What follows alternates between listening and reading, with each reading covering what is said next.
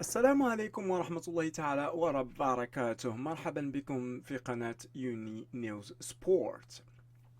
أبرز في هذه العناوين: أنشيلوتي لا يوجد لاعب برازيلي مثل كاسيميرو ولهذا السبب استبعدت رودريغو. كما نعلم في الفريق البرازيل تكون تحديات بين كاسيميرو ورودريغو، ولهذا السبب المدرب في انتقادات كبيرة. ولنعود كل هذا ما قاله أنشيلوتي على الإيطالي. كان أنشيلوتي الليدر الفني المنتخب البرازيلي على قرار استبعاد لرودريغو جوس نجم ريال مدريد من قائمة سيلسيلاو في فترات التوقف الدولي حاليا. واستبعد المنتخب البرازيلي لمواجهة بوليفيا فجر الأربعاء ضمن تصفيات أمريكا الجنوبية للمؤهلة لكأس العالم. وتضمن وقال أنشيلوتي في تصريحات تلقتها صحيفة آسيا الإسبانية: أعرف رودريغو جيدا وأنا متأكد من قدراته على مساعدة الفريق.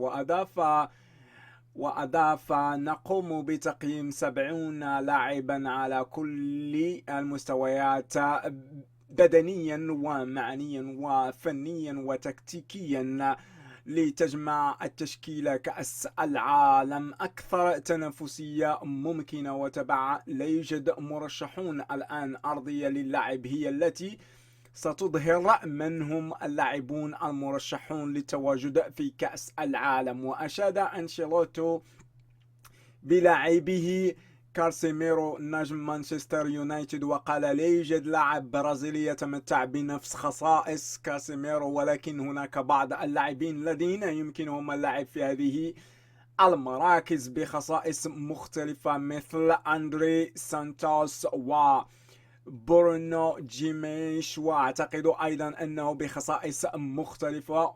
وأتابع يمكن أيضا اللعب في هذه المراكز لأنه يتتبع المباريات والخصائص الفنية لإخراج كرة بشكل جيد للغاية من الخلف. وعن إمكانية إجراء تغييرات في التشكيل ضد بوليفيا قال أنشيلوتي: نعم، فكرتي هي إجراء بعض التغييرات، تقييم إرهاق اللاعبين، وعلينا أن نأخذ بعين الاعتبار علما يجب تقييمه، وهذا قد يغير استراتيجية اللعب. أبحث عن معلومات من اللاعبين الذين سبق لهم اللعب في هذه الظروف لارتفاع عن سطح البحر. ليس لدي خبرة كبيرة. وأكمل: ومع ذلك لعب المنتخب البرازيلي هناك مرات عديدة ولديه خبرة، وهذه ليست جديدة على المنتخب الوطني. فكرتنا هي تغيير الاستراتيجية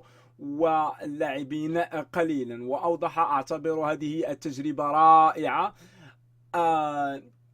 أزور بوليفيا من قبل ولم أزور لاباز من قبل. إنها تجربة مهمة بالنسبة لي. أتطلع بشوق لرؤية فريقي يلعب بشكل جيد ويفوز، وهو هدفي دائما. أنا سعيد ومتحمس للوصول إلى بوليفيا.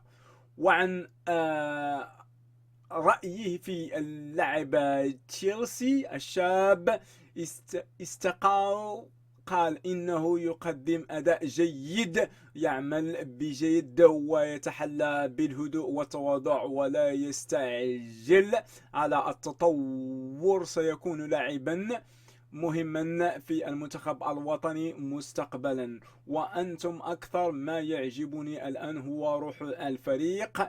برأيي كانت الروح عالية جدا وروح جماعية رائعة. هذا أساس مهم جدا للمستقبل هذا الفريق. يشير إلى أن المنتخب البرازيلي انتصر في المباراة الماضية على تشيلسي 0-3، علما بأنه ضمن التأهل إلى مونديال 2026. إلى هنا وصلنا إلى نهاية هذه الفقرة، ولا تبخل علينا نزل بالسر سبسكرايب، الضغط على جرس الجرس ليصلكم كل جديد من قناة يوني نيو سبورتس.